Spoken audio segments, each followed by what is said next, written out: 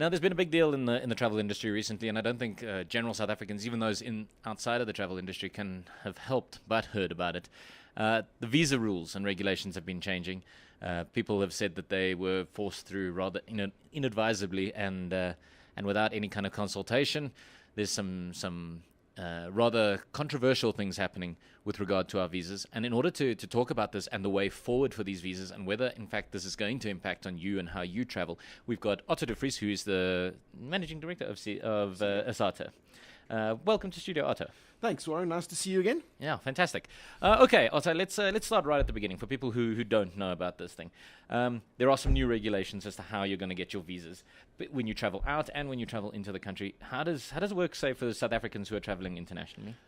Okay, so I think first of all, what we're talking about here is not a requirement around visas, although keep in mind that visa requirements for South Africans are constantly changing and evolving, and it's absolutely critical for people that are looking to travel to different destinations worldwide, that they do consult with an Asata travel agency to make sure that they are updated and up to speed in terms of the visa requirements that may or may not apply to the various destinations that they travel to. But the big hot topic, particularly as it comes to South Africans wishing to travel abroad, is one with their children under the age of 18, where as part of the amendments to the Immigration Act, which were announced in May of this year, was a additional requirement for children under the age of 18 to carry with them an unabridged birth certificate as an additional document. Right. Now, this has obviously created quite a bit of a stir, and for a number of reasons. First and foremost, an unabridged birth certificate is not a recognized travel document anywhere in the world. Right. South Africa will be the first country in the world to implement a policy of this nature. Secondly, the ability for Home Affairs to deliver the required document to South Africans timeously has also been a big issue. So although we're hearing plenty of good news stories where there are certain Home Affairs departments that have been able to deliver these documents within weeks, Right. we're also hearing horror stories where people have waited for months and are still waiting for these unabridged birth certificates. And the reality of the legislation is that the responsibility then shifts to the airlines.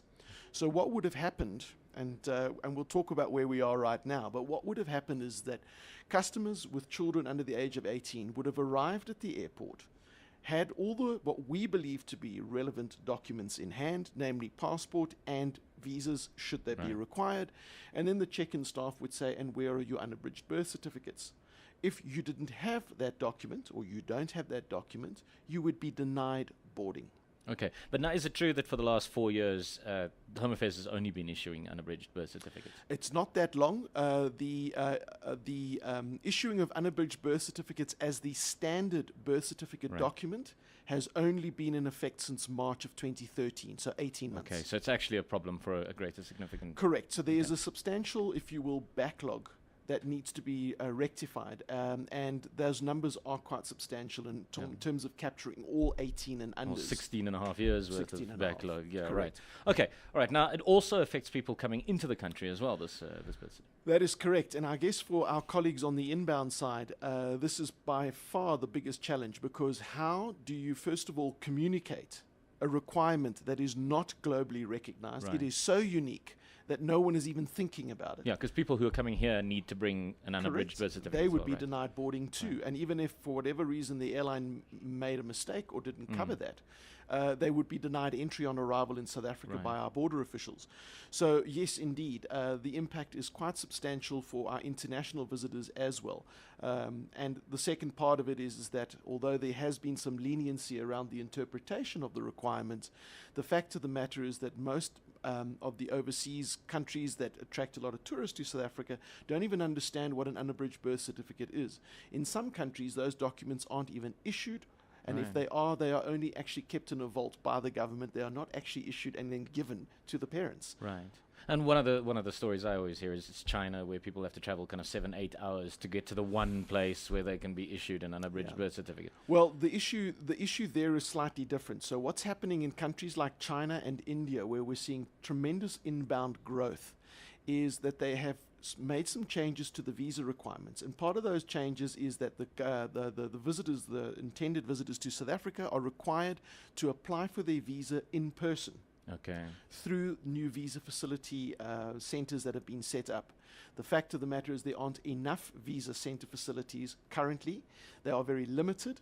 There's only 2 in China, Right. Beijing and Shanghai, and there's only 2 in India. And as a result, yes, if you have to apply for your visa in person, there's substantial travel costs that would be incurred by those people in order to apply. That regulation stands. Okay. That is a requirement. It stands today. And as a result of it, my colleagues on the inbound side have said that they have seen a drop in business out of China, between 60 and 80% drop. Well, I was about to say, we've actually had some people in here over the last couple of weeks who've been saying that they've noticeably at their game lodges and things seen a massive smashed hit. So, okay, now anybody can see why these are a problem. Where are we at the moment with the implementation of these things? Right, so as I've just indicated, the requirement for our international visitors traveling to South Africa from certain markets where you are required to have an in-person visa application, and as indicated, China and India are 2 of them, stands. That is still a requirement, and that is a discussion that is ongoing, but for all intents and purposes, that requirement stands. The unabridged birth certificates for both foreign visitors to South Africa as well as South Africans wishing to travel abroad has been put on hold until the 1st of June 2015. Okay. So we have a deferment of about 8 months, and the deferment is in order to allow everybody to have the time to make the application, get the document in place, and ensure that we can also communicate this effectively so that everybody is informed around the requirement. Okay, so it's not something that they're going to backtrack on. It's something that they're going to push ahead with, and they're just trying to get people. Well, as part of the announcement, the Minister of Home Affairs also agreed that he would set up a task team, and ISATA, as the representative body for travel agents, is part of that task team. And our first meeting will take place this Friday, will be a process where we will hopefully have an opportunity to engage with Home Affairs, give them a clearer understanding of the implications, but also to try to work with them about recognizing best global practice. And I think it's important to understand that the intention behind these amendments are admirable. Right. There are good intentions, and the intentions are simply around child trafficking and better managing the flow of children under the age of 18 across our borders. But are we applying best global practice? Right. Is this the best way that we can deal with it? And will indeed the implementation of this amendment in the legislation actually meet the objectives of Home Affairs? We have some very real questions by it.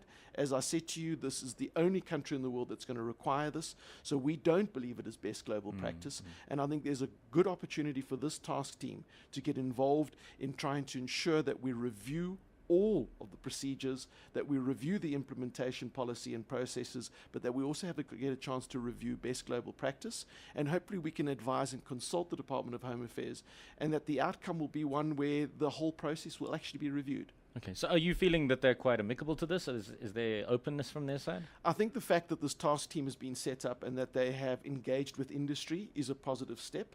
The fact that they have allowed for this deferment is a positive step. But I do want your listeners to know that 2 things, which is very important. Number 1, legislation stands, and the requirement will be that from 1 June 2015, you will be required to travel with unabridged birth certificates when traveling with your children under the age of 18. But to keep yourself informed, make sure that when you are making your bookings through ISATA travel agents, that you always ask your consultants as to whether there are any further updates or amendments or changes to those requirements. And how can people actually follow this story? Where's the best place to sort of find out the news about these things? Well, you are most welcome to obviously check out our website, asata.co.za. So that's www.asata.co.za. We also have a blog, and there's a link off that. And if there's any information or data that we believe has relevance to the traveling public, we share that through that platform.